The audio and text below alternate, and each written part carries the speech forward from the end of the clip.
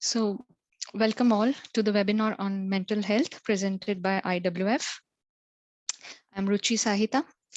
I work as a quantitative risk analyst at Nordea Bank, and I live in Espoo, Finland from past 10 years with my family, my husband, and two lovely daughters. So today we are here with the 7th episode of IWF's We Care series. And the topic of the series is mental health. But before I actually get into the topic and agenda, I would like to say a few words about IWF. So if you are on our page, you would most likely know, what IWF is. But for the people who are new, IWF is a peer support group. It's a local community for Indian women in Finland.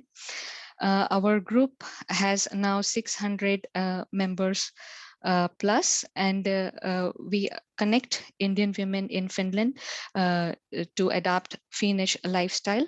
And we also provide a platform for information and experience sharing, interactive guidance with a focus on women empowerment and social benefit.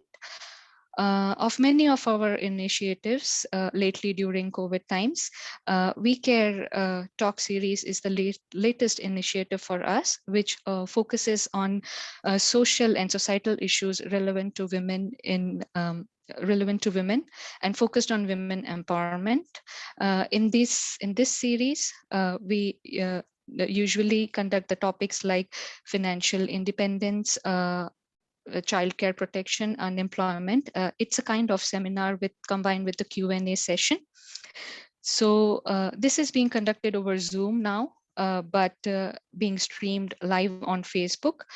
You can also see the recording of this on YouTube later. So we would request you to please kindly share it and ask questions on the chat, on Facebook chat or Zoom chat. And the time for this event, would be approximately 50 to 70 minutes, followed by an open Q&A session. So I welcome you all once again, and I would request my friend Vaishali Doshi to give an introduction of our speaker and a little bit more idea about today's webinar. So over to you, Vaishali. Thank you, Ruchi. Hi, everyone. Very good evening and warm welcome to another series of We Care. This is the 7th We Care series. And as Ruchi mentioned, we've done many other relevant topics in the past. And this is one topic which is very, very close to my heart, very relevant and very important. You know, how do I begin? And I'm trying to be as professional as I can in this, but uh, this is something that I'm pretty sure that will connect every one of you. It will reach out to everybody's heart. While we are all working here, living in Finland, away from our families, trying to do the 9 to 5 jobs, children, their hobbies, our hobbies, plus the social life, plus the society pressure.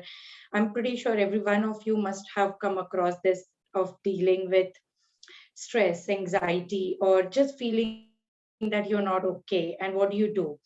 For a very long time in my life, I was having these issues, but I was like, yeah, it's just stress. And it's just that I'm overworked and like there's just small burnout here and there, and we ignored. But it's like I read somewhere that if you visit a doctor and if the doctor says you have a problem, a blockage in the heart or a tumor somewhere, what would you do?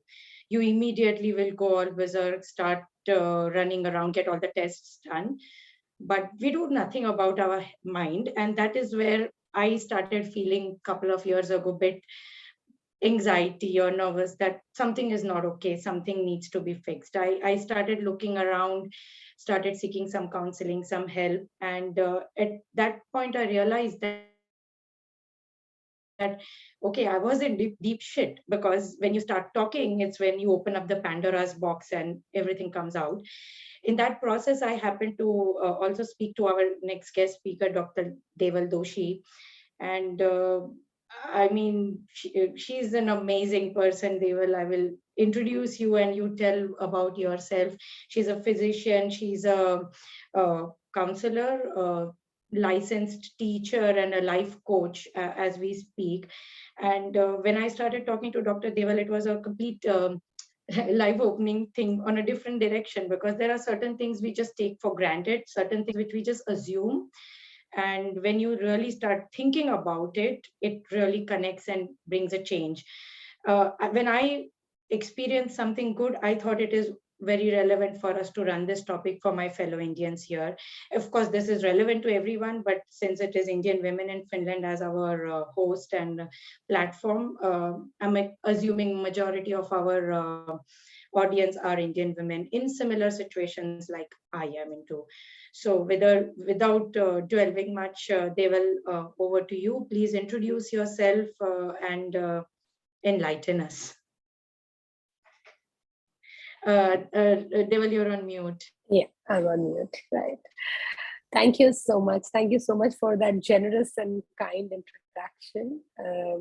To begin with, I would really thank IWF, the Indian Women in Finland, for giving me this opportunity to share what is very, very dear to me, as much as it is to Vaishali. And of course, to my dear friend Vaishali, who thought about me when it comes to something that is so important today. I really wish to acknowledge every woman who is listening to this, because I think we're not separate from each other. As women, we are a tribe. And we realize this at this point when there is so many of us dealing with similar situations. And I think each one of us has that feeling that I know what I'm going through, but I don't know how to speak about it. Now, I'm not talking about the bad times or the worst times, or there has to be some chaos, but I'm just talking about those days when everything seems to be okay, and yet you know that something's not fine. You know, so my introduction, yes, my name is Deval. I'm a physician. For the last 1.5 years, completely working on COVID. For 23 years, family medicine is my love. I am also a mother, 3 children, all old enough, and yet they keep me on my toes. I live in India, in Mumbai, with my husband. And I'm a certified life coach with Louise Hay's work. I'm a global mentor to all the, I'm a mentor to all the Indian Heal Your Life teachers and life coaches as well. I'm also an anthroposophic psychotherapist, and I am a sexologist as well.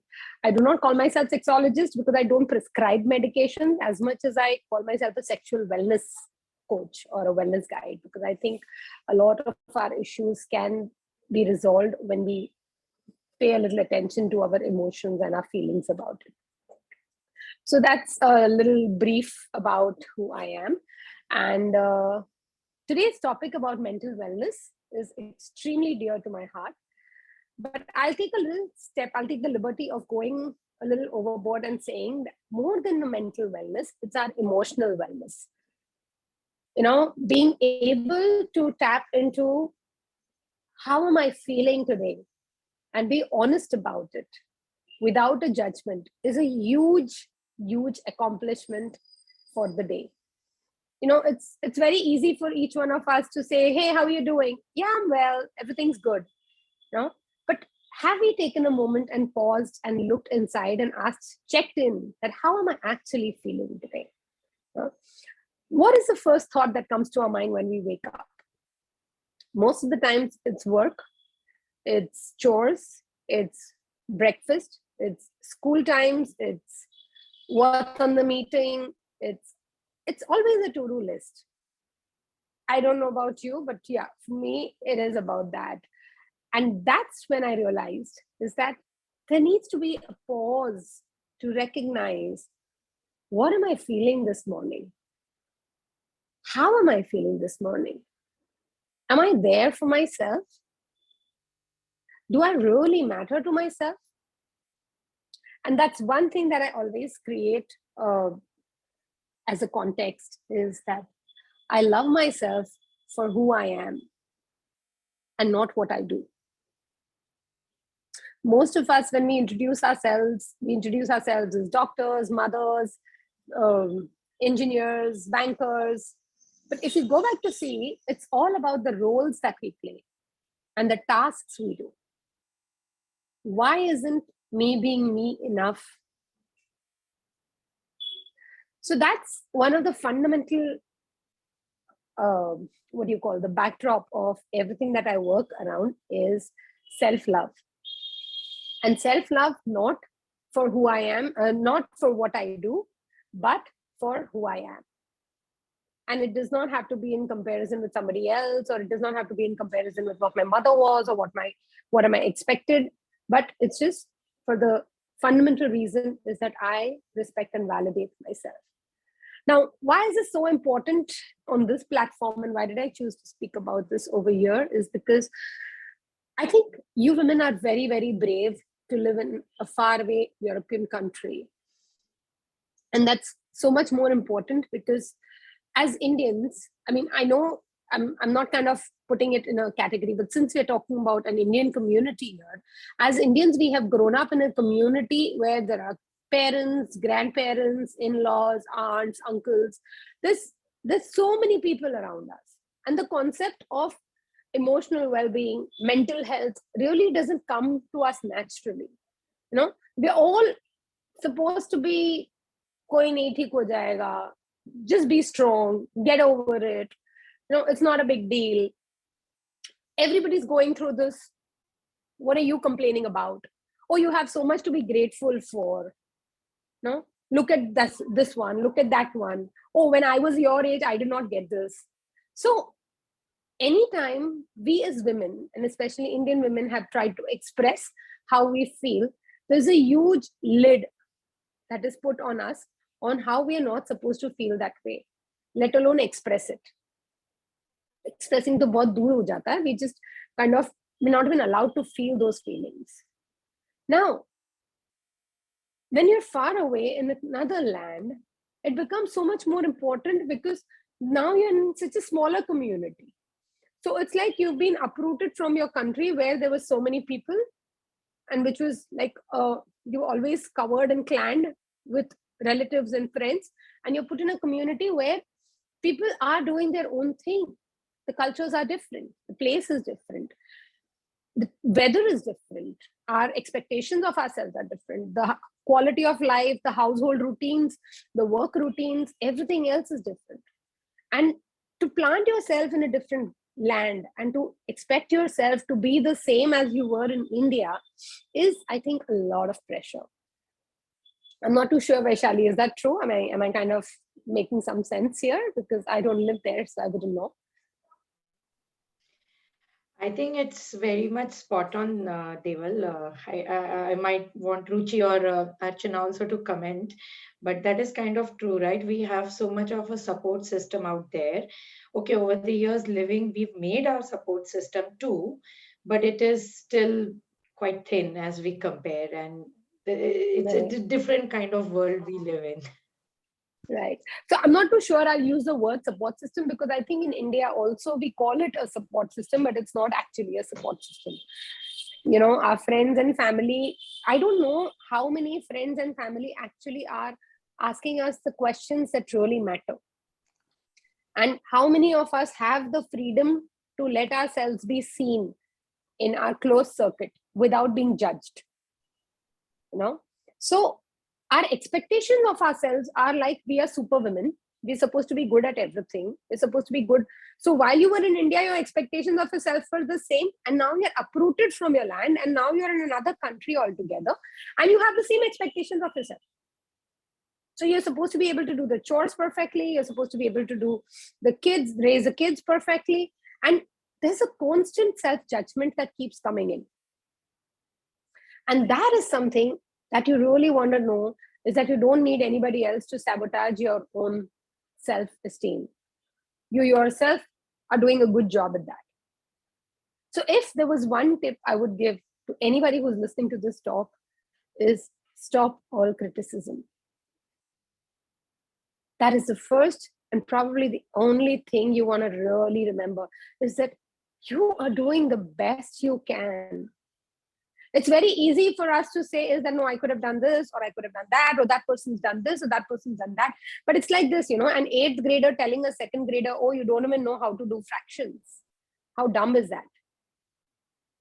Would you allow your 8th grader to say that to your 2nd grader?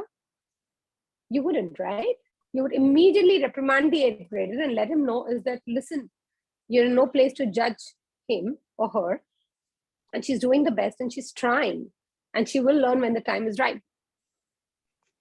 Likewise, with our own self, if we have a little realistic expectations of ourselves and not constantly berate ourselves and criticize ourselves and judge ourselves and compare ourselves, it would be a huge relief. So that is the first thing that I'd really like to speak about when it comes to self-criticism. I don't know how many of you are at this point thinking, oh, I don't have a self-critical talk. I don't know. I'm just striving for the best. What's the big deal? I mean, come on. We always know how to get the best out of us, and who doesn't want best? And I'm not even competitive. I'm just saying is that I want to be on the top, and it's just kind of, one notch. Agar main ek raat aur jaag leti ya thoda aur kaam kar leti, but I just have to be a little better in my planning or my prioritizing. How many of us have that voice in us? So in the most subtle forms, Ruchi, you are still we are say criticizing something. No, ourselves. I am actually very glad, that Deval is speaking of all these things, because at some point of time, even I have realized such feelings. But I would also like to know from Deval, sometimes, because I have also gone through a rough phase very recently in my life after my dad. So I was actually very depressed and not feeling good for many, many, many days, I would say. Okay. But when you mention, as that people keep on telling you, look at others, don't feel like this and that. So sometimes we are not able to express ourselves. But here you started with a note of feeling good, right? So when I actually looked at others, and at some point of time, I also realized the blessings that I have, and I'm ignoring them. When I did some little comparison, so sometimes looking at others, and I am actually a part of spiritual lesson group, where people share their experiences. And there I have actually realized, how blessed I am. And when I compare myself to others, I actually can count my blessings, and then it's a feeling of gratitude that strikes me every time. So what will you say about that? Thank you so much for bringing that up, because that is exactly what my next part of the talk is. It's very, very beautiful that you're a part of a spiritual group that helps you count your blessings. But imagine if I don't have to compare myself with somebody else to count my blessings. What would that look like? Imagine if I could count my blessings just without listening to somebody else's sad story, or just without listening to somebody else's experience. Now, I'm not saying it's a bad thing. And I'm sure, your father moving on, or I don't know what happened, but that would be a big milestone, or that would be something that's really big that's happened. I'm sorry, not the word milestone, but it's something a bigger event in your life. But I'm talking about our everyday life, where I don't have to tell myself is that, oh, I am just have to be grateful that I have so much. So what if I'm sad today? I'm not supposed to be sad today. I've had a bad day with my son, and I don't want to go back and tell myself is that, oh, look at other children. They're all drug addicts. All I had was an argument with my son. So I'm not supposed to be feeling that way. No? So even in the most subtle forms, when we compare our stories, we are kind of finding something to hang on to feel good about ourselves. Now, when I say feel good, I don't mean feeling happy or joyful. I'm saying feeling honest with myself. If I can be honest with myself that, yes, something big has happened in my life and I'm not able to deal with it, and I give myself time to grieve over it.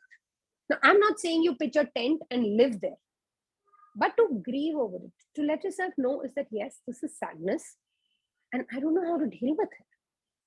and allow yourself to feel the sadness without a judgment. And you don't have to count your blessings because or in spite of. Your blessings are in one basket and the feeling of sadness is in the other basket, and both of them can coexist. See, unfortunately, we live in a world where it is either an or, and when I speak of grief, I'm not talking only about grief when we speak about death, or we speak about separation, or we speak about a major accident in our life. I'm talking about even a slight change in my routine. Even if somebody was rude to me, even if I went into my colleague's cabin and he said something really stupid and it hurt me, then I have to process that feeling and ask myself, well, he said that and I feel angry about it. All right. And do I have the need to analyze it, or can I just recognize that, yes, I'm angry about it? Now, just notice that in such situations, what is our immediate reaction? We immediately either justify, or we blame, or we analyze, or we have to do something about it. I'm talking about emotional wellness from a place where you can just allow your feelings to be there without having to do anything about it. And then tell yourself that, yes, this is a tough time, and maybe it will pass sooner than later. And that does not mean I'm not grateful. Of course, I'm very, very grateful. And yet there's a part of me that's feeling sad about it, or yet there's a part of me that's feeling angry that this happened to me. So having an all-inclusive approach to our emotions, where it's not that I love the person, so I do not have the right to hate the person. Of course, I love my son, but there are times that I completely am angry with him and I hate it. And there are times when I just wonder that why do I have so much work on my plate and why do I have children? It's completely okay for me to feel that way. Most of us feel that if you love somebody or if you respect somebody, you're not allowed to feel bad about them. How about actually letting yourself know that all kinds of feelings are absolutely welcome, because they're just pure, honest feelings. And by the way, feelings does not mean that you have to do something about it. Feelings just mean that you have to acknowledge them and let them know that they're well validated and respected. And they will go away. And that's completely okay if they don't go away. Some feelings take longer than the others. But that emotional acceptance of who you are and how you feel is your truest loyalty to yourself. Now, if you're pitching a tent and staying there and using that against somebody else, it's a different story altogether. We're not talking about that, because only you will know when you're doing that, right? So we're not talking about that. But one thing that is very, very important. I mean, I'm sorry, I don't know my time. How much time do I have? Yeah, you have 5 to 8 minutes, Deval. So yeah, I know Yeah. you're getting carried away. No, I mean, I really wish that we could have more of unity as a tribe, where we really allow ourselves to feel our honest feelings without having to do something about it, without advising. Mental health is something that's so important that we do not reach out to the specialist. We do not reach out because we think we have friends, we have relatives. Sabke saath hota hai, mere saath hua, what's the big deal? Oh, something so bad happened to that person. I have little to deal with. I should expect myself to cope with it, or it will pass. This is normal. Well, if you know it's not normal, then it's not normal. And there is no harm that even if it is normal and you are seeking a perspective.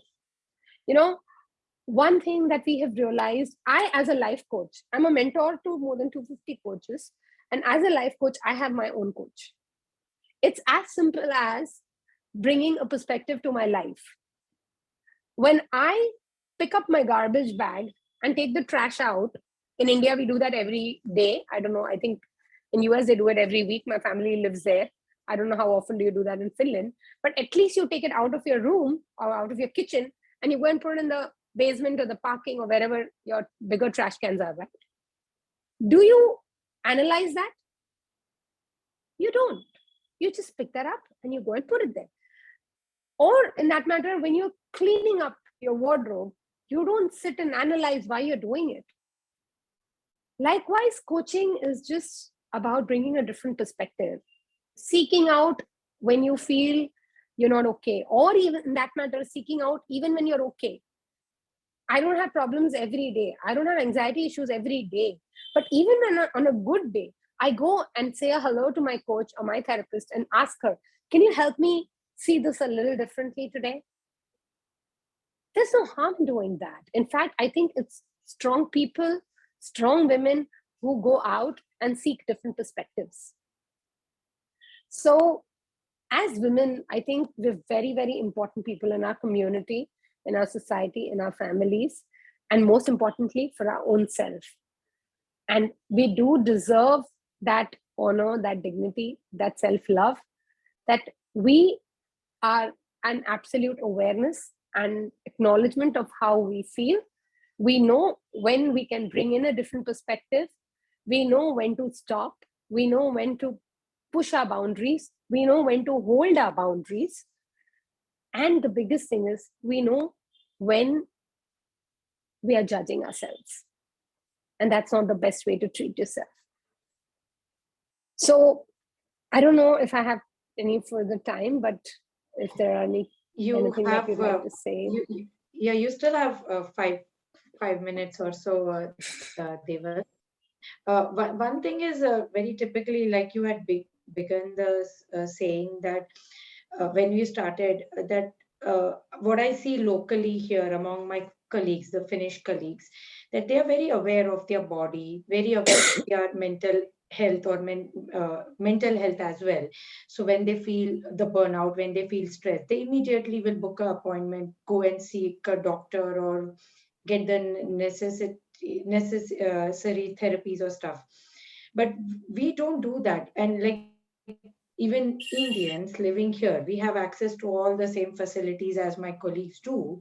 We all have paid, company health cares, or there is free government health care, but we never do it. So I don't know what can I tell my fellow Indians, or how to make them aware that this is so important. You cannot just put it under the rugs and ignore it, and we need to take action towards it. So maybe something you can say, or maybe even sometimes how to identify, because we are so hard on ourselves. We have such high standards for ourselves that we are always penalizing ourselves only in that process. So that's very interesting that you say, is that unfortunately, like I'm a physician, right? And if somebody comes to me with some symptom, I will give them a list of tests and I will know what the parameters are, what the normal parameters are and what these parameters are. Or in that matter, if you have a child who's going to school, gives exams, comes back with grades, and you can judge and assess about what is the standard and what is normal and what is your child faring against. And unfortunately, every place in every area of our life, we have a benchmark or we have a yardstick to measure ourselves with. Mental health and emotional health is something that we do not have a yardstick. Now, the only yardstick that we use is we look around. We look at our friends, we look at our fellow the fellow women, or we look at our parents. By the way, you will not believe that every adult today is a living copy of their parent. We do a lot of this analysis in our coaching sessions, but most of our coping skills, most of the way we deal with our stress, most of the way we deal with our anger or pressure is mostly related to how our mother or father did it. Now, it is so subtle and it's so subconscious that you don't even realize that you're doing things that was done in the 40s or the 50s or the 60s, which actually have no relevance today. And then we have shopping, then we have a glass of wine, then we have Amazon, then we have our friends whom we can just go and chill and hang out with, and then we have a list of chores that need to be completed, and then we have another milestone to achieve, or some of us are healthy enough and we have the treadmill to run on, or kickboxing. It's very easy for us to distract ourselves from how we actually honestly feel. I have yet to come across somebody who will say, I do not know if I'm fine or not. most of us know that I could use a help or I couldn't. But unfortunately, we seek, or the way we look at seeking help or seeking counseling or seeking coaching is a sign of weakness. I can actually say is that seeking help, seeking therapy, seeking coaching is a sign of strength. You are brave enough to see yourself naked and say is that this can get better than this, you know. And that is a huge place where most of us need to open ourselves to, because we deserve better. We deserve more perspectives. We deserve honesty. We deserve integrity. We deserve our own love. And that's what coaching is all about. That's what counseling is all about, to help you bring perspectives, not to help you bring solutions. Because a lot of people think that coaching and counseling means bringing solution. And if I cannot find solution on my own, and if I have to find solution from somewhere else, then I must not be good enough. Which is absolutely not true. You are good enough, and hence you will want to take additional support or a perspective. Fair enough. I agree. Are there any questions from our other guests, Stella or Jennifer, for Deval? Or, of course, Archana, you can check if there are any questions from the live chat. Typically, we get questions from there, or then we internally ask. So, Stella, Jennifer, if there's something you want to talk or ask, then please, because it's already, and they will thank you so much, because it's quite late in India. It's already like 10 o'clock now, 10 p.m. So appreciate you staying back this late for this. So we will take some Q&A for you now and then continue with our session further. So thank you so much. If there's something, anything for our tribe. Absolutely. But do you guys want to ask something, or Stella or Jennifer on the call? Just reflect something. Yeah, maybe if you're talking mute, or I can't see. Yeah. Okay. And Archana, do we have any questions from there? Okay, there are no questions. Fine.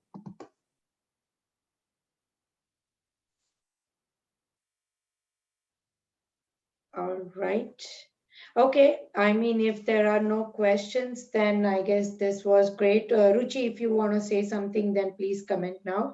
And thank you, Dr. Deval, for this session. And I'm sure that it has connected and touched many people, what you said, because that's what we all do, right? Setting high standards and then penalizing our own selves that I'm not good enough. So what you said is just convincing ourselves that no, I'm good, and things will just get better, and feeling of gratitude all the time. So I greatly appreciate that. And I just Ruchi, go ahead. Yeah, I would like to say I'm very impressed with your views and all, and like about feeling good, we should check with ourselves. These are like really good points we all should consider. And I believe like feeling good is also about, it's a kind of practice, self-appreciation, self-love, which I have realized in recent days when I studied more about emotional wellness and all. So it's a kind of practice. Nothing happens overnight, so we have to be consistent at practicing all these, like checking with ourselves how we are feeling. And this is what I have learned. But your talk and your views are like very beneficial for everybody who is listening, I'm sure. Thank you for this session. Thank you. I just like to end this my talk today is with a few tips. Is stop all criticism. Really, if you were to see yourself the way you were made, you would not criticize yourself one bit. The second is set realistic goals and set realistic expectations of yourself. You do not have to be a superwoman. And the third and the most important is feeling good and feeling happy is not a compulsion. Everything that is on social media, we all know, is a lie. And maybe it is not a lie. It is not the biggest picture. It's not the whole picture. you know. It's not the full So you truth, want, yeah. yeah, it's not the whole picture. It's just that one moment when we click a picture of ourselves in that happy time, we want to post that. So please do not compare yourselves or your lives with anybody else. Have a whole lot of respect and dignity for your scars, for your journey, for your suffering, for your joys. And I think we all deserve our own love. So that's all. And Thank you. I hope Thank you I so can much, connect with you Dr. all Deval. again. Thank you so much. That was Thank very you. good tips and very good summarization. And you can, of course, stay on the call if you have time or if you can, and we will move on further with our presentation. Ruchi, you would like to introduce Stella? Yeah, I'd like to log off because I have to attend to something, but I will surely listen to the recordings. Sure. Thank you Sure. so Thank much, you so Stella and much. Jennifer. Thank I'd you. like to listen to you. Thank you. Bye-bye. Bye. Thanks, Ruchi. Thanks. Bye. Bye, Vaishali. Bye.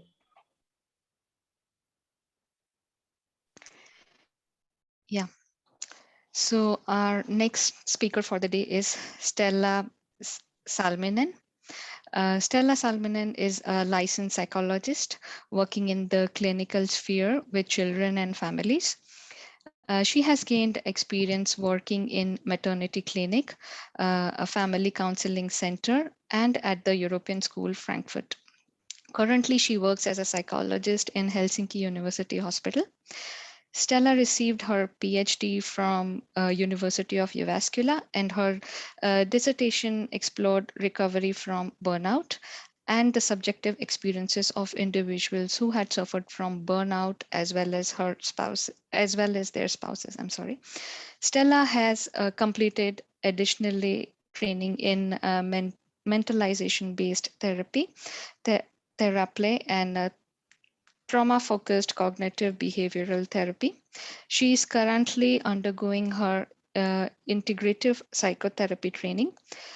Prior to moving to the field of clinical psychology, Stella worked in various positions in HR, in roles including recruitment, aptitude assessment, and HR development processes.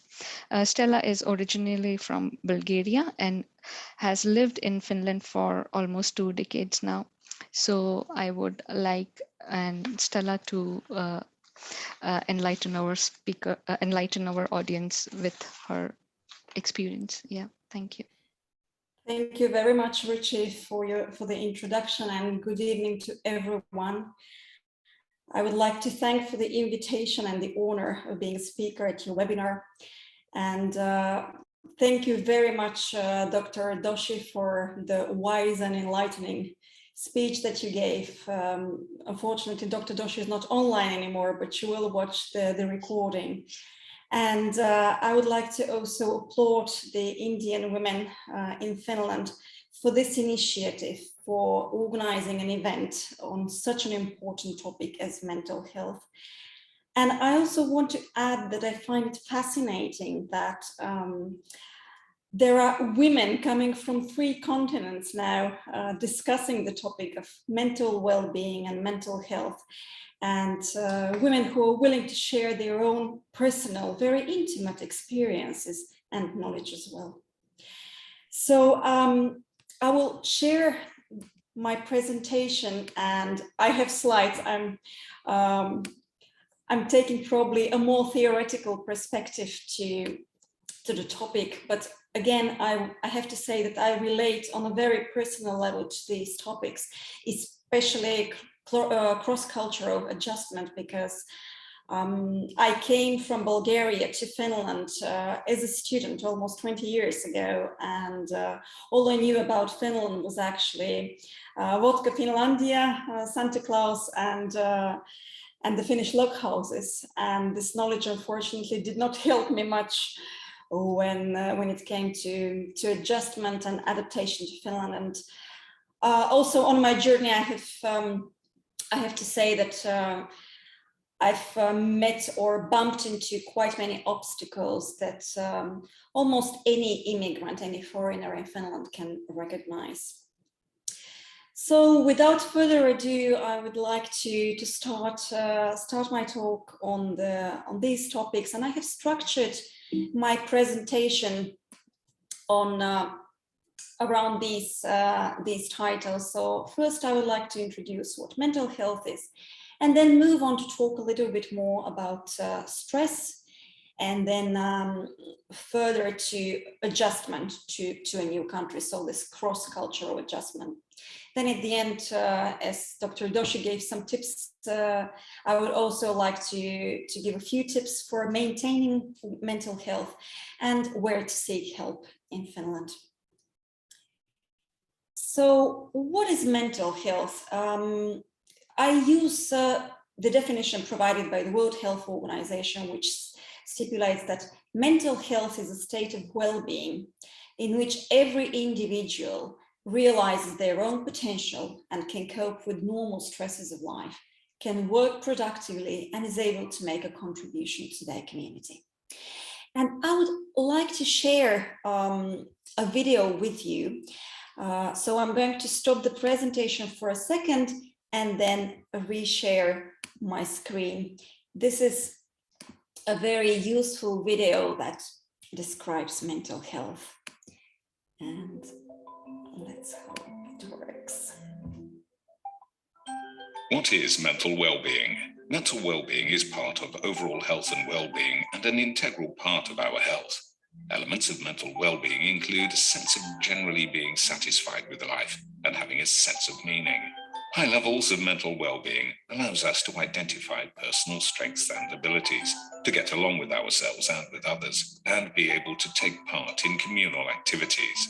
Resilience and flexibility during the twists and turns of a life is also a sign of mental well-being. Mental well-being is needed throughout the life course. Much like life in general, our mental well-being fluctuates and changes. Disappointments, loss, and difficult social relations are all part of life and can burden our mind. Mental health difficulties are common and something which almost all of us face at some point in our lives. Very few of us are saved from stress, occasional sleep problems, or feelings of anxiety. When life is unpredictable, mental well-being is a resource which can help us overcome hardships. Did you know that we can strengthen our mental well-being in the same way as our physical strength? We strengthen our mental well-being through everyday actions, such as keeping up a daily routine, keeping in touch with others, and doing things that you enjoy. So, in a nutshell, mental health and mental well-being indeed can be strengthened and should be strengthened during life, over the lifetime, by developing, for example, emotional and awareness skills, interpersonal skills, and problem-solving skills. So factors that benefit or maintain our mental health are usually the relations that we have with other people, a positive self-esteem, confidence, but also societal factors. For example, living in a safe and secure country and being able to enjoy opportunities for education, employment, and receiving support from colleagues, for example, or from our manager. And then again, mental health is very fragile. This is something that that cannot be guaranteed over the lifetime course unless we make constant effort. And there are, in fact, times when certain stresses actually shake or stir the balance that we have. So I would like to present a definition of stress. Stress is a very important topic, and I also noticed that at the beginning, when Ruchi and Vaishali introduced the topic, they themselves shared very intimate experiences of having experienced stress and having had to look for external help to cope with it. So Hans Selye, a physician, was the first to actually demonstrate evidence for the biological stress, and he defines stress as the non-specific response of the body to any demand for change. So stressor is anything, any factor that affects our equilibrium and causes stress reaction. And this is something which happens quite automatically in our organism. So there is our brain, which is responsible for this, the so-called HPA axis, if you're interested in more medical terms. So the hypothalamus, the pituitary gland, and then this adrenal cortex releasing the stress hormone cortisol, which are responsible for the physiological reaction to the stressor. Personally, I like very much the conservation of resources theory by Hopfall, because it describes stress in a very interesting way. So we normally have certain resources. You can think of, for example, personal resources, your health, let's say, social resources, support that you receive, family, friends, and then material resources, for example, financial security. And what is important about these resources is that they don't function in isolation, but instead they tend to aggregate and resource caravans, meaning that they're grouped together, which is a positive thing. Then again, stress occurs, or we register that we are under stress when we're threatened to lose some of these resources, when we are threatened with the loss of our health, for example, or our job. And then when we experience that, we try to invest even more of our resources, which in the end leads to their depletion. So the loss of resources usually occurs in cycles that Hopfall has called loss spirals. And you probably recognize, if you think of a stressful period, that yes, one thing led to another, and then things became pretty hard, pretty difficult. And they necessitated some kind of action from you. But then again, when we talk about stress, we cannot talk only in negative terms, because stress, small amounts of stress or eustress, positive stress, can help overcome challenges and facilitates learning as well. So how do we regulate our stress? The important thing is that the stressor does not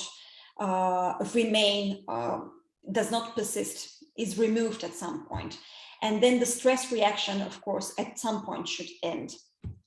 But sometimes we experience so-called prolonged stress, which occurs when the stressor, the stressing factor, is not removed. And instead, our organism, instead of becoming used to it, becomes even more sensitive, and even small amounts of or small stressors can, in a way, tip the balance and make us feel very, very overwhelmed.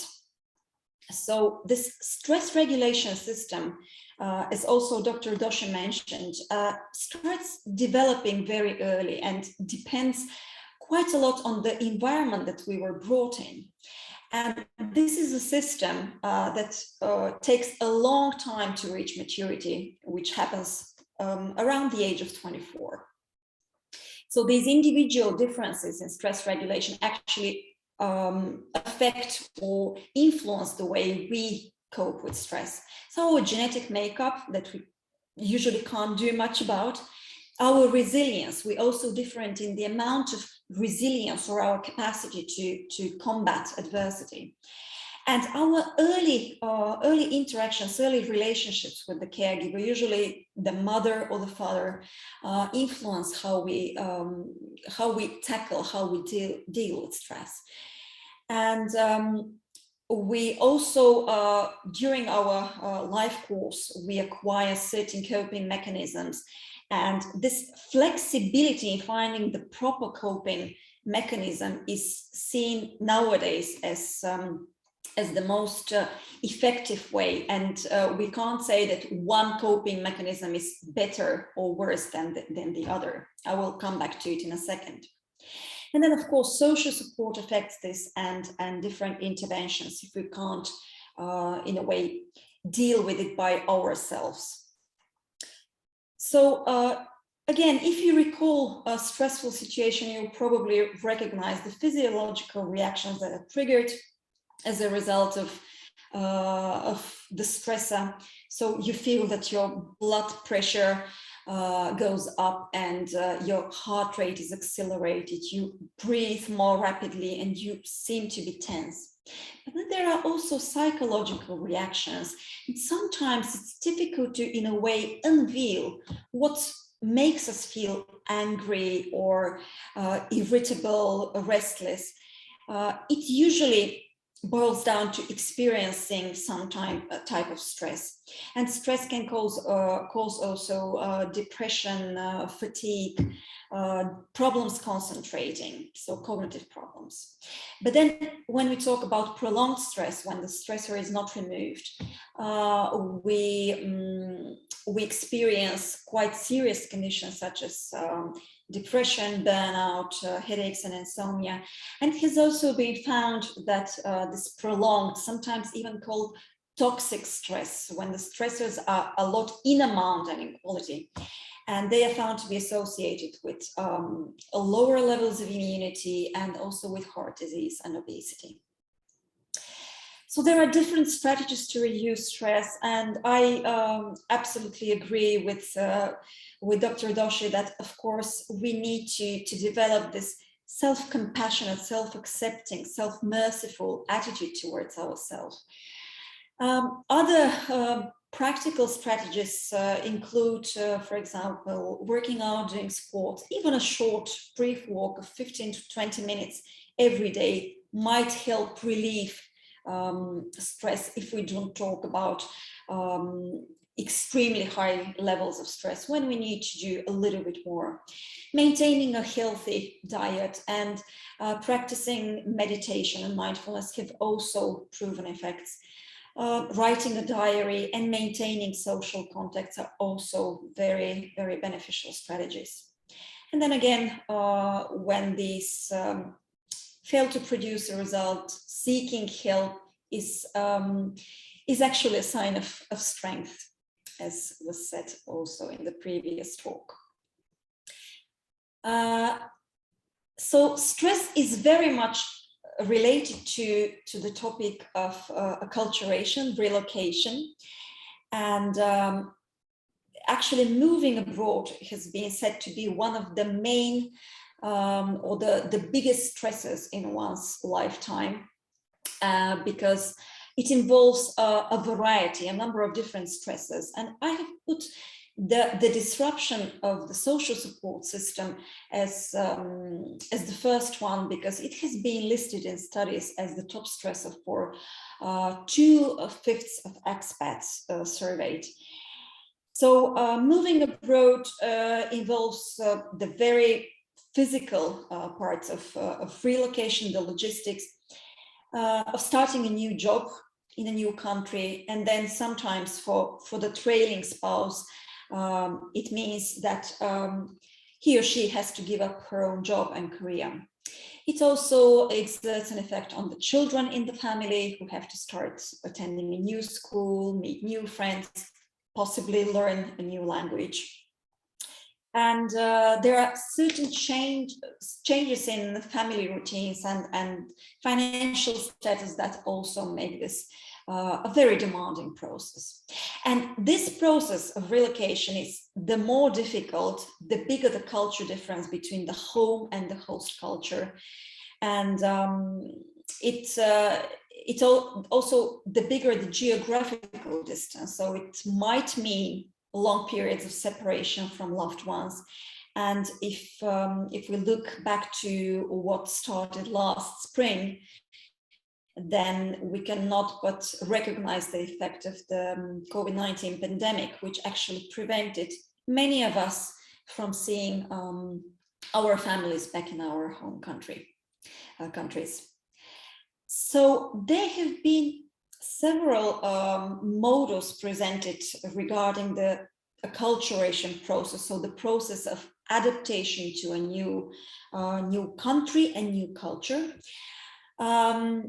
John Berry, a Canadian researcher, has proposed this model, and it describes 4 different strategies that are produced as a result of 2 questions: whether it's considered a value to maintain one's own cultural heritage, so one's own home culture, or if it's considered a value to develop relationships and adopt the culture of the host society. And of these 4 strategies, assimilation, marginalization, integration, and separation, integration has been seen as the most favorable, because in that strategy, expats or immigrants, they integrate both their home culture and the host culture. But I have taken another term to describe the same process in, I would say, in more pragmatical or practical terms. So I have included the term of adjustment in my talk, and this cross-cultural adjustment has 3 different facets. So it's general adjustment, so familiarizing yourself with the host culture, how it functions, schooling, healthcare, cost of living, and so on. Then work adjustment, which is very relevant for those who move because of work to a new country. It means adapting to a new work situation with colleagues and learning new tasks. And then interaction adjustment is relevant for both the partner moving because of work and perhaps for the trailing spouse. So it's a process that is associated with finding a new social network. And in this process, time is a very important factor, because with time, things usually tend to become easier, but this is not always the case. And this figure on the left side actually demonstrates the acculturation curve. So the moving abroad process might be very exciting and may create feelings of enthusiasm and euphoria at the beginning. But then comes the phase of culture shock, when you realize that you actually are going to live in that host country for a long time, followed by the phase of acculturation, and then reaching a state in which the outcome might be positive or neutral, but it can also evoke negative feelings. And these negative outcomes of the adjustment might be reflected as experienced psychological distress. They can lead to decreased mental health being, and also in some behavioral consequences, such as alcohol and substance abuse, or problems such as attention deficit. So you can't really concentrate on what you have to do. And then depression is one of the detrimental consequences or correlates of expatriation as well. So how do we cope with stresses? Again, being self-accepting, self-compassionate is a huge key to coping with the stressor. I mentioned resilience at the beginning, and the good news is that we can build it up, even if we have different levels that we were born with. Resilience can be learned consciously through different exercises and interventions. Then I have included the term of agency, because it reflects the belief that we can actually achieve our goals with the knowledge and efforts that we have and make. And agency actually helps in overcoming quite a lot of stressors, and it's important, for example, in the context of burnout. And then coping styles, I've mentioned here problem solving and emotion focused, and I wouldn't say that one or the other is better or worse, but instead being flexible. Sometimes we are able to solve the problem, but at other times when we don't have any control over that, it's better to choose the emotion focused coping style, because it allows us to, in a way, accept the current situation if we can't change it. And then we have interpersonal resources, and social support is something that I would like to emphasize, because social support, as was mentioned, and the social network that we have normally in our home country is usually disrupted when we relocate. So social support has been shown to alleviate stress and help mental and emotional well-being. Women usually need the socio-emotional support, which provides feelings of belonging and security. So it basically answers the need for companionship. Then the other type is instrumental, which means receiving specific practical help. But this is useful, it has been found in studies that it's useful when it corresponds to your needs, otherwise it might be seen as intrusive. And another point that I would like to make is that psychological problems in expatriates prior to relocation may lead to lower levels of adjustment. So this is something that one should be prepared for when relocating, maybe planning ahead and trying to find resources or sources of help before the relocation process starts. I've chosen a quote by Dana Nelson, a psychotherapist, American psychotherapist working in France, that says very wise words about the process of adjustment. So it's tricky. The tricky thing is to differentiate between the normal process of cultural adjustment from difficulties that don't seem to resolve themselves over time, and that cause significant suffering and require further attention.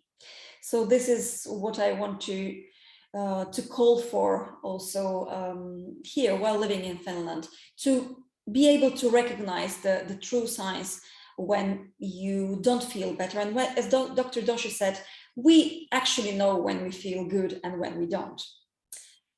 So just to give a few tips for maintaining mental health. When you move abroad, it's good to seek people in a similar situation, so fellow expats, and to invest time in social contacts. I can't emphasize more the importance of getting enough sleep, proper diet, and some sports if your time and situation allows for that. Also to prioritize time spent with family and to keep in touch with family and friends back at home, especially nowadays. It's not difficult with all the applications, but also to reach to local people, to build this local social network. A personal tip from my side is to learn the local language if only possible, if you have the time and capacity and possibility. It's clear that women have a lot on their hands when they move, and regardless of where they live, they always have a lot to do and to take care of children and home and also of their own career. But learning the local language is really key to integration. And then, as said, to be able to recognize the signs of depression and burnout, and to ask for advice or help if you feel that this is something unbearable and you can't actually move further without receiving an external perspective. So to summarize, life indeed is unpredictable, and there are occasional lows, and almost every one of us experiences difficult moments in life. And it's good to recognize, it's good just to give yourself credit for the fact that you have moved abroad. You're trying to make a life in a culture completely different from your own. And this is definitely a demanding and time-consuming process. And usually when you mobilize your own resources, you're able to deal with short-term stress if there are not too many stresses and if they're not too serious to crave. But when it becomes prolonged and toxic, then it's good to seek help, because seeking help is not shameful. It's a sign of strength, as Dr. Doshi as well mentioned in her talk.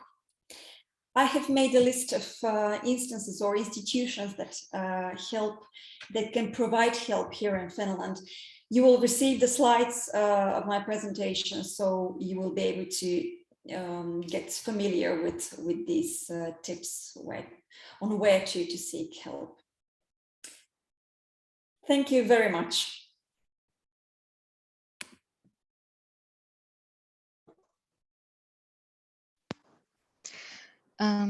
Thank you, Stella, for this lovely presentation. It was very informative. And I think we are also going to share this presentation, are we? Yeah, we can Yeah. share it. Yeah. And so people, where they need to reach out. And yes, as rightly emphasized by you and Dr. Deval, that reaching out is very important, and it's not at all shameful, and we all at some point of life face difficult moments. So whoever is listening, it's a very important point to note. So keeping the time in mind and moving on to the next speaker. I guess there were some questions for Stella. Maybe Ruchi, we can take them now. Yeah. No, let's take them at Q&A. What do you think, Vaishali? Yeah, because yeah, I know we are running out of time. Yeah. I understand. Let's do that. No, the point is sometimes if it is spot on relevant, then we can take it, but it's okay. Let's take it towards the end. Yes, thank you, Vaishali. Meanwhile, Archana, you can just post them on the chat here so Stella is aware what is it about, and we can take it towards the end. Okay. So moving on to our next speaker, we have Jennifer Garrido. And Jennifer is a Chilean occupational therapist, instructor of traditional Hatha Yoga at Loknath Institute of Yoga, somatic-based coach, and permaculture designer. She is trained in trauma-sensitive yoga. She has worked as an OT using the therapeutic yoga in community mental health clinics and psychiatry.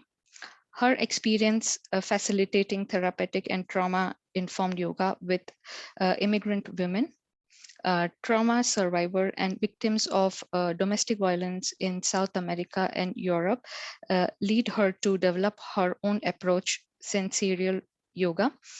After years of traveling and teaching in 4 continents so far, she currently lives in Finland, where she teaches sensorial yoga online and in studios. She facilitates adaptive yoga, trauma-informed yoga for stress and trauma, and she practices individual somatic coaching. So over to you, Jennifer.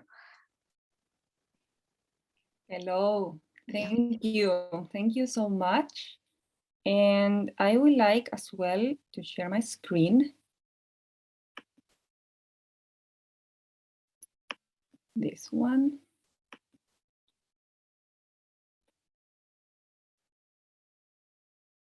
It is working. Yes, it's working, yes.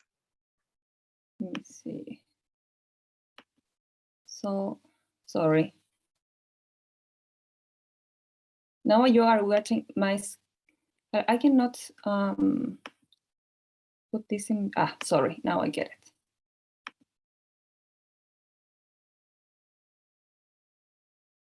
Great. I assume that now you see my presentation fully. Well, first, thank you so much for having me here, for inviting me. It's an honor for me as well to be part of this group, of this support process that you are creating. As you just say, I am from Chile, I am from South America. And my own personal process in the integration in Finland has been just resilience making. Yeah, has been full of struggles and full of strengths that I found in myself. And yeah, today I'm going to talk about well-being and somatic awareness. Do you see my screen okay, or do you see the No, we see your screen all right. Yeah. Perfect, great, thank you. There is a lady taking in the sun, which we don't see nowadays in Finland. Yes, exactly. Yeah. So, well-being and somatic awareness. I think in my talk, I'm going to go from the macro to the micro and back. And we're going to be bouncing into these dimensions of well-being and somatic awareness, maybe some definitions and some models as well. So I am Jennifer Garrido, I'm from Chile.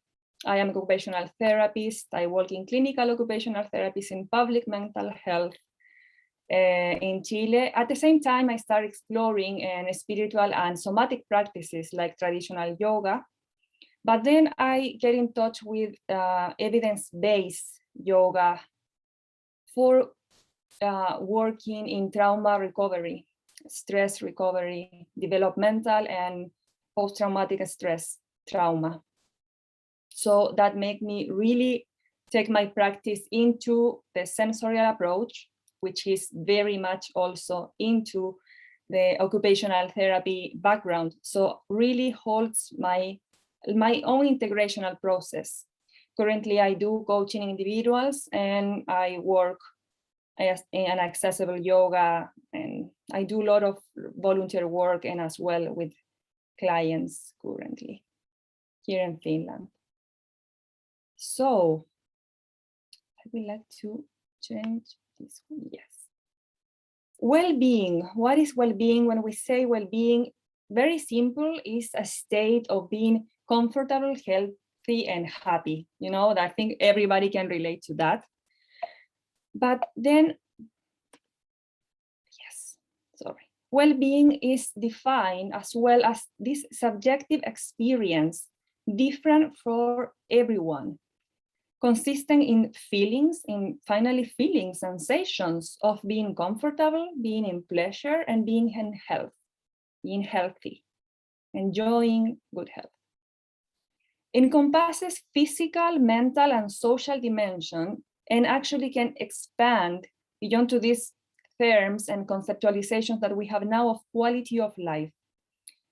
And we need to know that people experience well-being with really practical stuff. We can conceptualize our being, our mental well-being, our emotional well-being, but it's in the real praxis when we are experiencing, building up, practicing, as Ruchi says, and when these activities, these occupations are in line where my values, my goals, and I can perform my roles in my life according to them, then it's easier. Then I am experiencing actually well-being.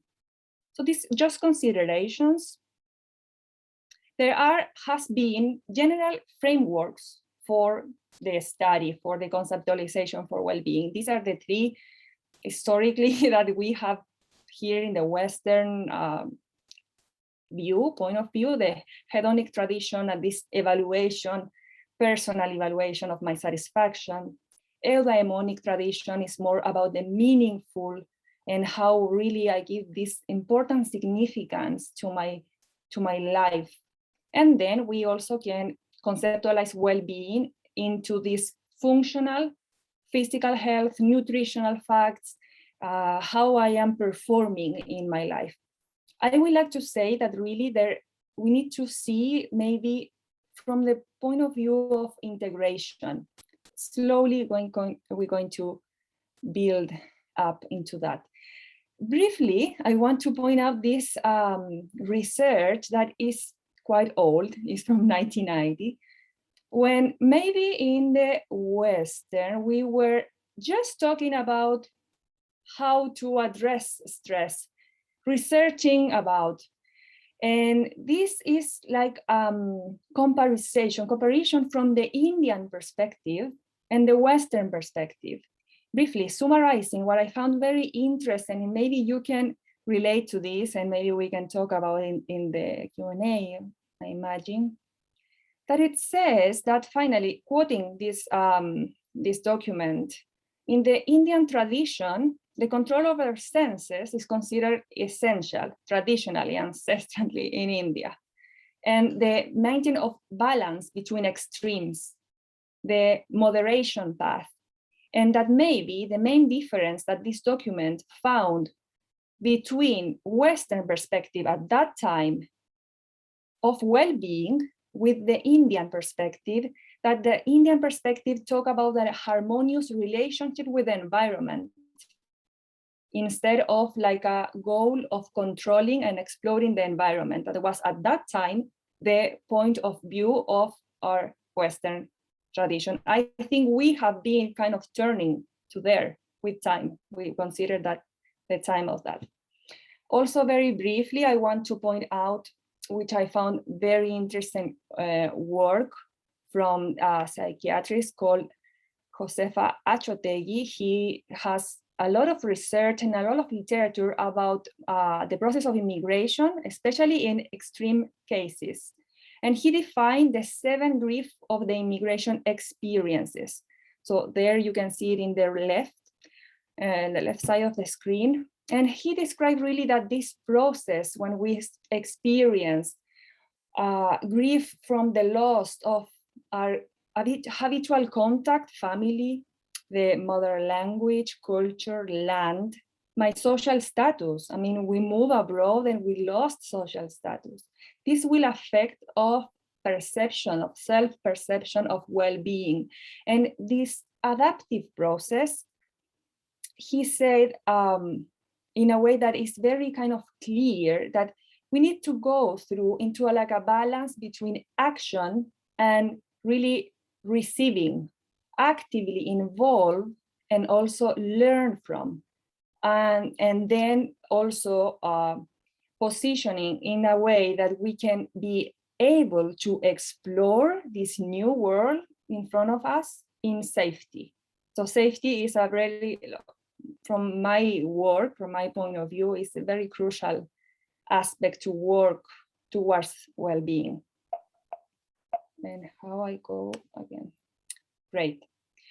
Nowadays, we explore, we conceptualize again well-being into like a multidimensional approach. This has to be understood like a complex field of study, complex field of experience, of human experience. My personal well-being will be interconnected and influenced by, here we can see many different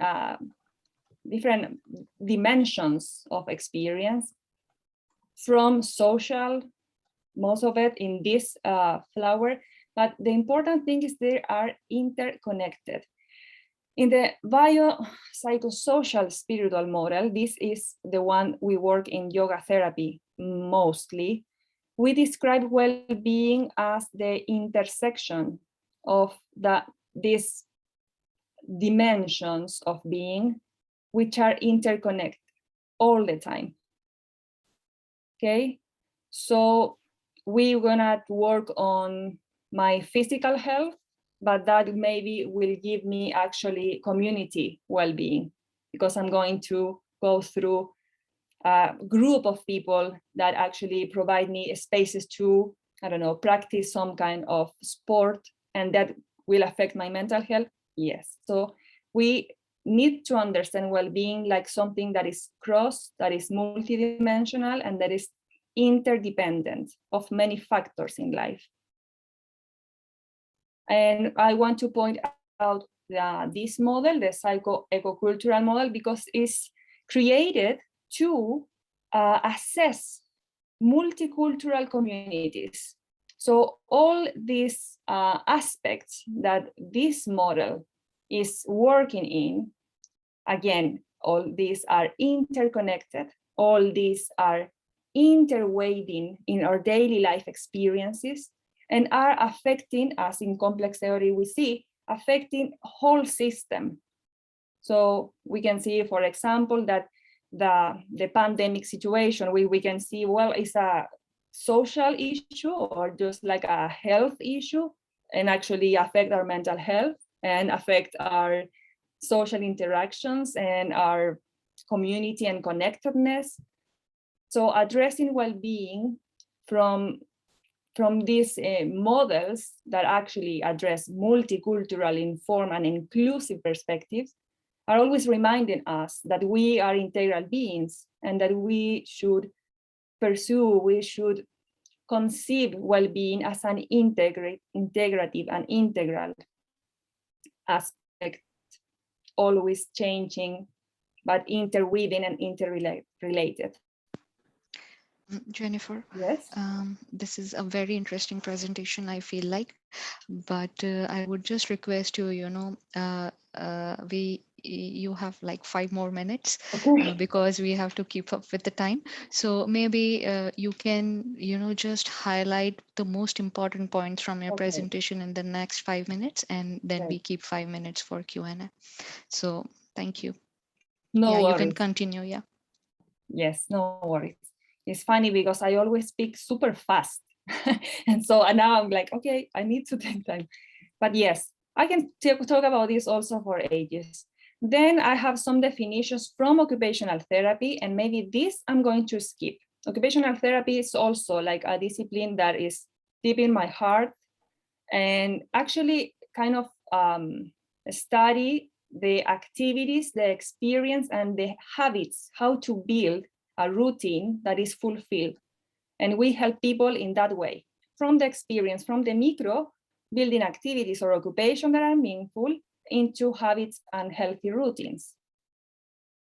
This one, well, I'm gonna share my presentation as well, so you can see what I wanted to say is this is grounded.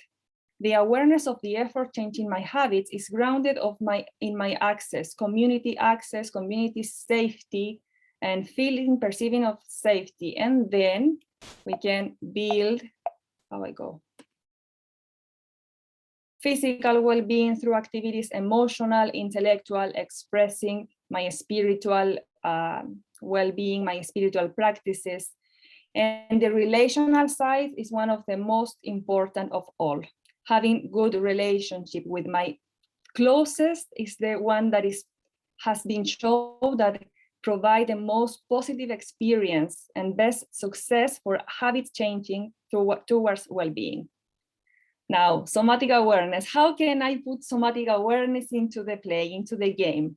What is somatic? What is soma? Soma is the body, is the manifested part of being, but is the body with life.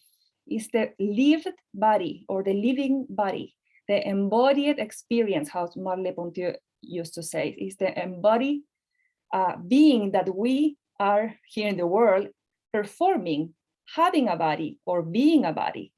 So somatic awareness, I interweave from these practices, as Ruchi said, is practice? Yes, is practice. And how Dr. Deval say, taking a time to pause every day and asking myself, how am I feeling? How I am today?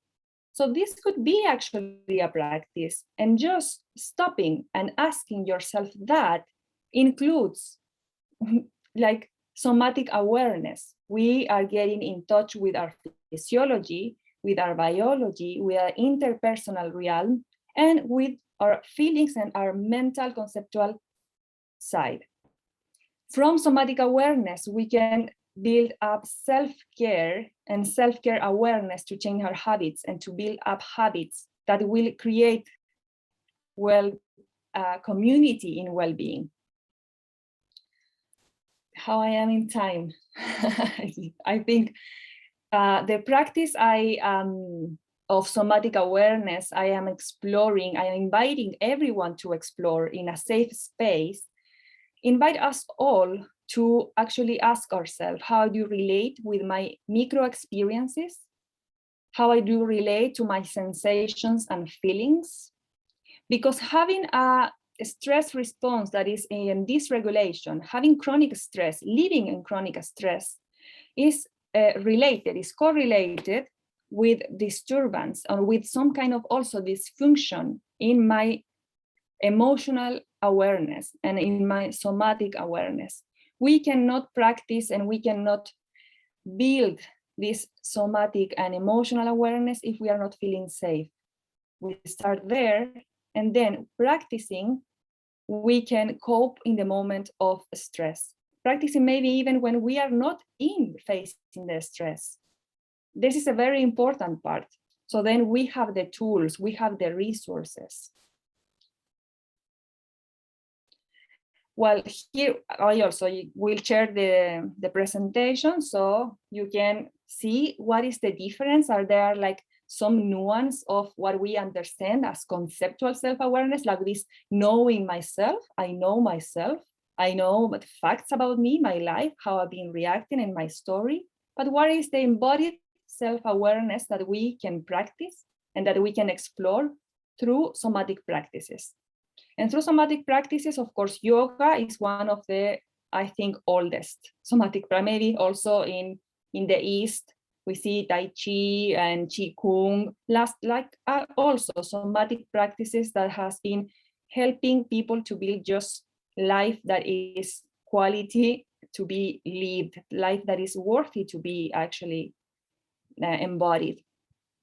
I don't want to go into the 8 limbs of yoga and the whole model of yoga that is, for me, is perfect, is beautiful, and give us an understanding of how to live well.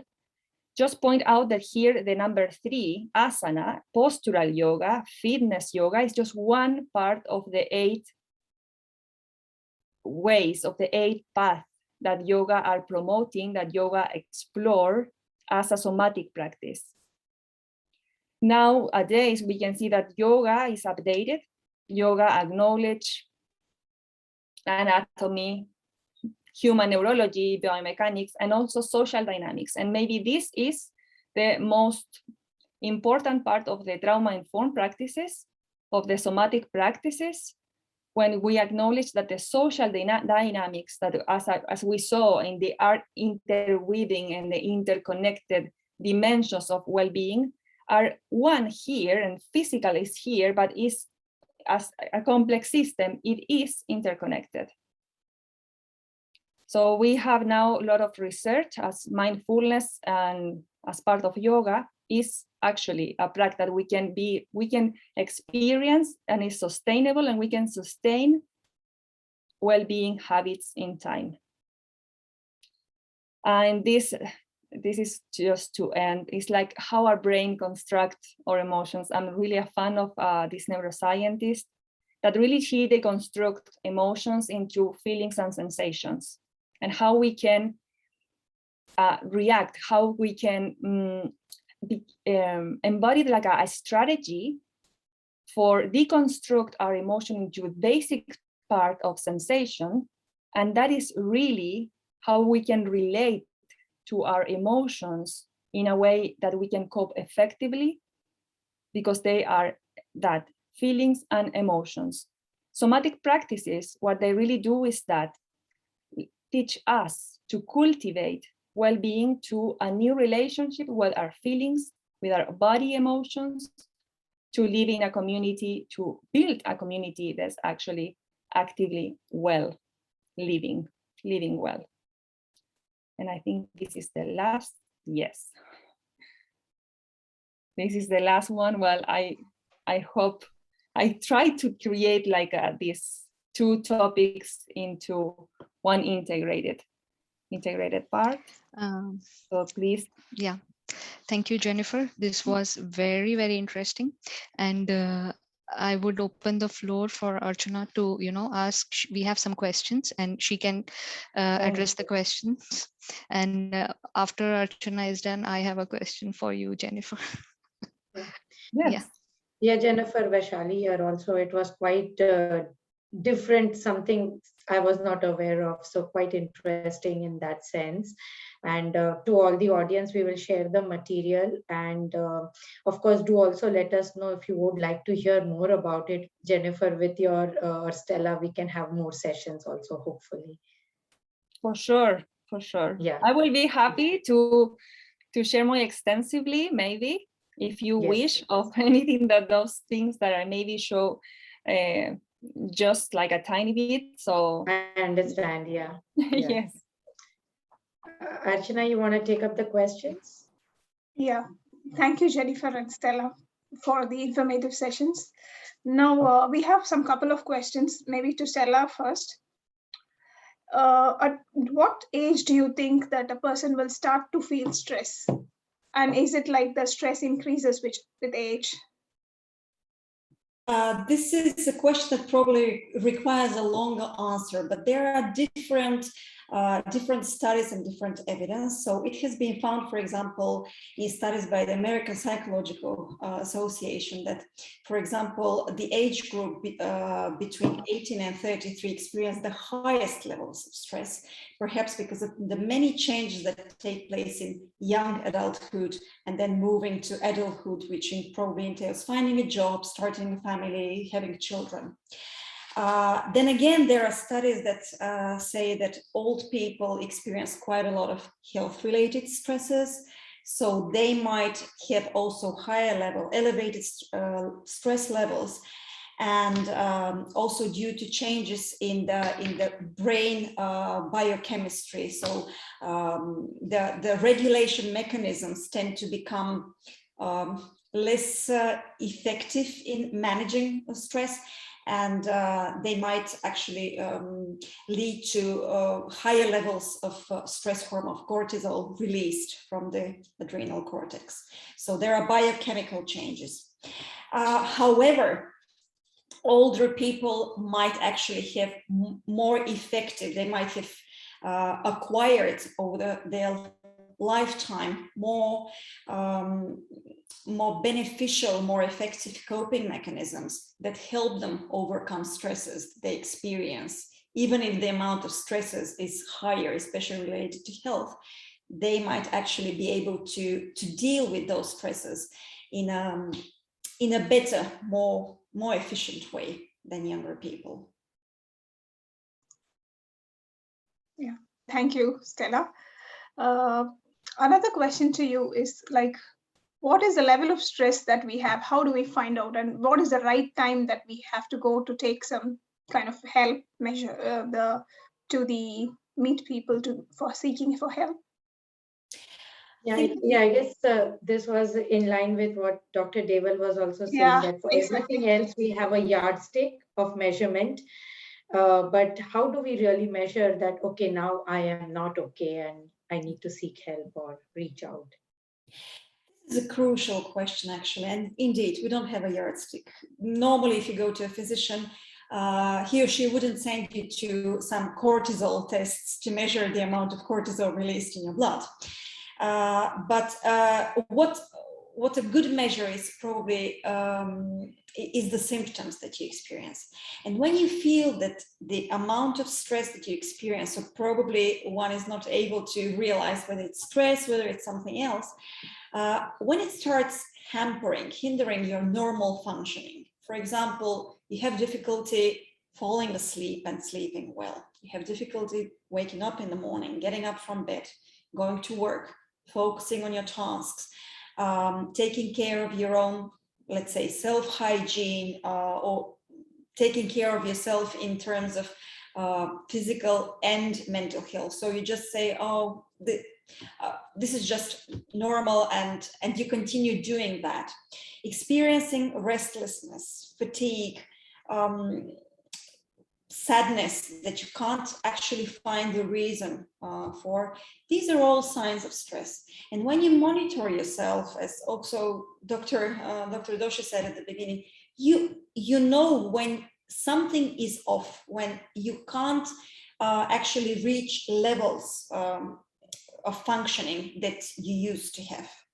Of course, when you talk about chronic stress, it's probably difficult to remember periods when this functioning, the level of functioning was normal, so to say.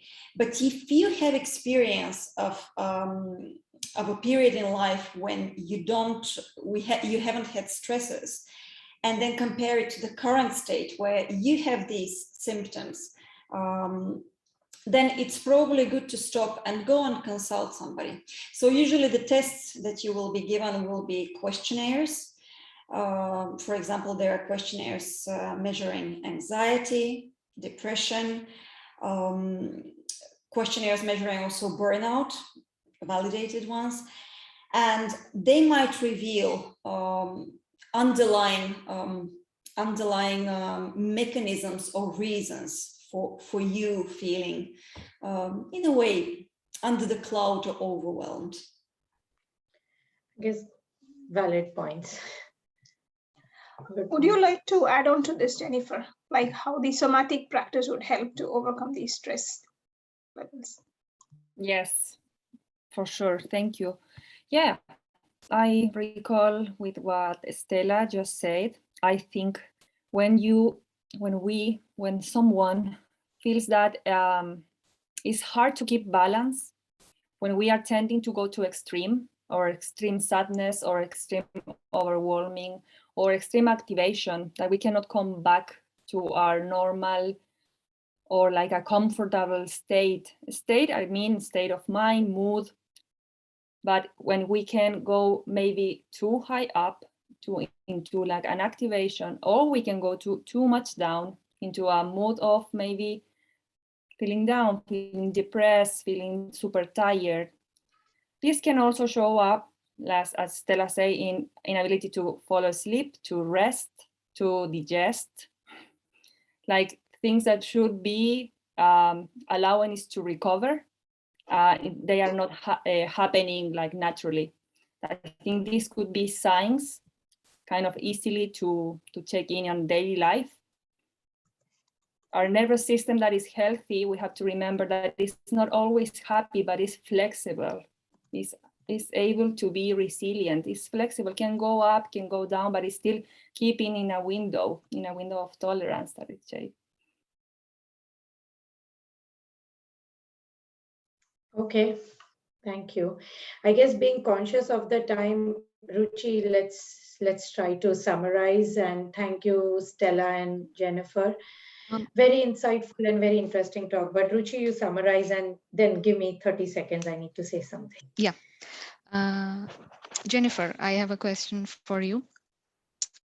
Yeah, so about when you talk about yoga a lot, and nowadays, meditation is one practice like everybody tries to do, and not everybody gets a hang of it. So if you can just give quick tips for that, because meditation is something that is very popular and it's like considered for relaxing and everything. Yeah. So just a quick tip on that. Yeah. A quick tip, there is not only right way to meditate. We need to find our ways to, for me, one day can be maybe having a walk, dancing, just being quiet and sitting. And it depends on the state, on the capacity of self-regulate of our nervous system, how we're going to relate with these practices that could be quite intense. There are actually trauma-sensitive mindfulness. I recommend it to people that maybe are feeling that they could be going through some chronic stress, to find out these practices that are adapted for nervous system that could be in adaptation. There could be in a process of maybe recovery. Yeah, okay. Sounds good. So this was a very informative session for all of us, and I hope the listeners also, take some very important learnings from this session. And so to briefly summarize this session, we actually talked about many things, but we should definitely take consideration of our emotional and mental wellness along with our physical wellness. Accept the situation if you cannot change it, and try to build social network, and try to reach out to local people as well, to have a social network, and that is also a good practice. And the most important thing is to reach out, and reach out if you feel you have any mental issue, or that would be a real game changer for somebody's life, or your personal life. So thank you. Yeah, so, Like, so just to extend to this, to what Ruchi is saying, guys, don't forget. So IWF is a peer support group, and we have actually helped many people. They reach out to us. So you can also reach out to us anonymous. If you don't want to say who you are, if you are a bit skeptical that who are the people reading and receiving, on the other hand, you can do it anonymous. Of course, you can reach out with your name. So please reach out to us. Other people who have been the old board members, we know that we've helped many people. If you don't want to go to doctor or somebody, reach out to us, but be aware of yourself and reach out for help. Thank you, everyone. yeah. And have a good weekend, good evening, and enjoy. Yeah, Bye. thank you, Stella and Jennifer, and thank Thank you, you. Archana. Thank Thank you, you. Vaishali. Thank you. Thanks. Thank you, everyone. Bye. Yeah, bye. Thank you Bye. so much. Bye bye. Bye.